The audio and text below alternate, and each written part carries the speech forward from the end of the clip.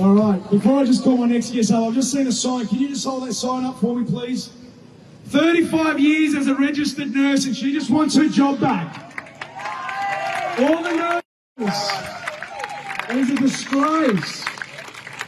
Thank you for being here.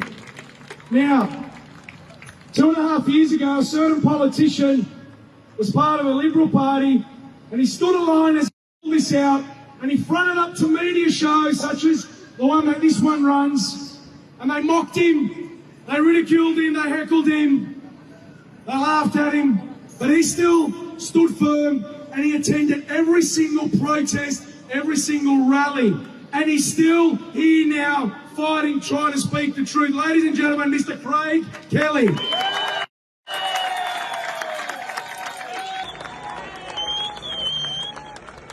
Thanks, Mac.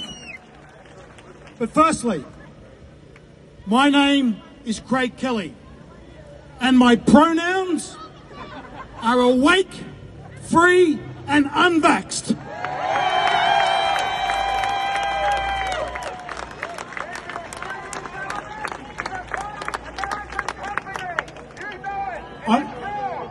I also want to give a call out to the Aussie Cossack. He was stitched up. A disgrace that he spent a single day in jail. Not only was he stitched up, his human rights were abused. What he told me, which he wanted to mention on the stage, was that every single day when he was in prison, someone came with a needle full of the COVID vaccines.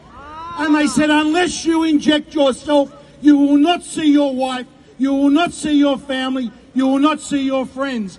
That is an abuse of human rights that has happened under the Liberal government running this state. Shame on them.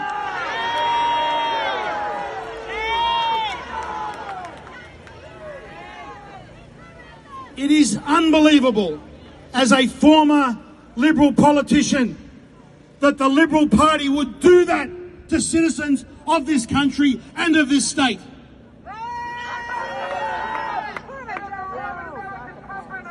Now, about 2 years ago, we were protesting down in Hyde Park. And 2 years later, every single thing that we said has proven true. Every single thing. And everything. These big pharmaceutical companies, the politicians, the health bureaucrats, the media, every single thing they said about COVID was not only untrue, it was a lie, and they knew they were lying. They lied about masks. They forced our children to wear masks at school, knowing they were useless and knowing they would harm them. They lied about the lockdowns. They knew that they would cause terrific harm to so many people.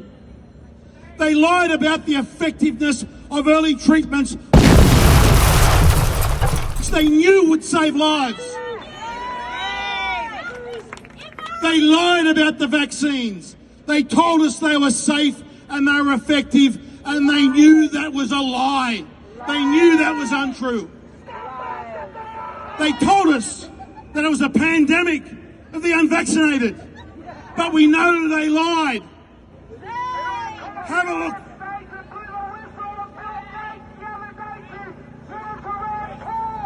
Have a look at the numbers released only 2 days ago from New South Wales Health. People in hospital with COVID. Here are the numbers. Those that have had 2 doses, 66 people are in hospital. Those that have had 3 doses, 84. Those that have had 4 doses, 111.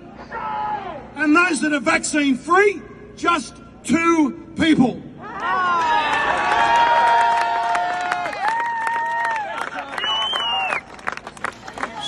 So not only do they lie about everything, they are continuing to lie and they are continuing to deny and hide the truth. And that goes for Channel 7 behind us and the rest of the Australian media.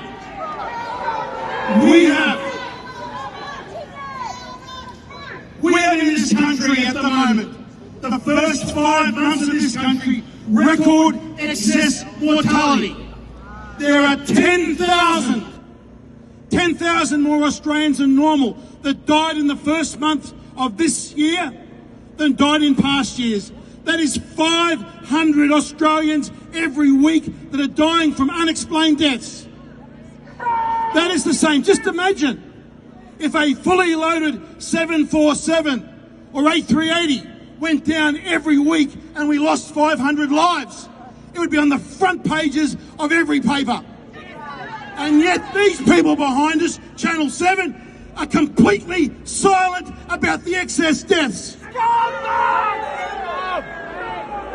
10,000 Australians are dying and you guys will not report it. Shame on the media. Shame on all of you.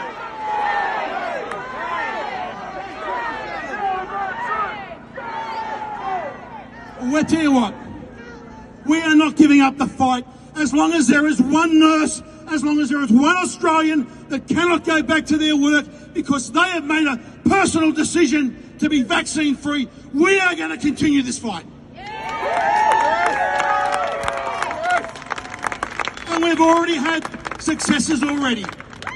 Although we were unsuccessful at the last election, think of the successes that we had.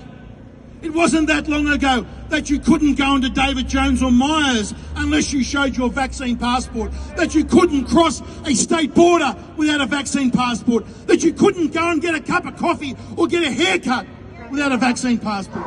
It is because that you guys all fought that those rules, those ridiculous rules, were pulled down.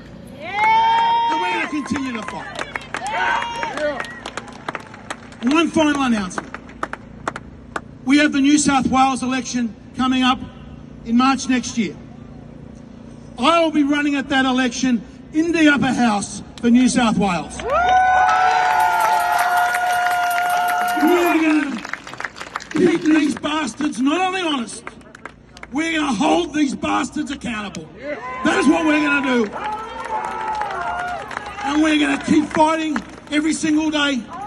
Thank you so much. Thank you so much to the nurses and all of those medical people that are continuing to fight and hold the line. You people are true heroes. Thank you.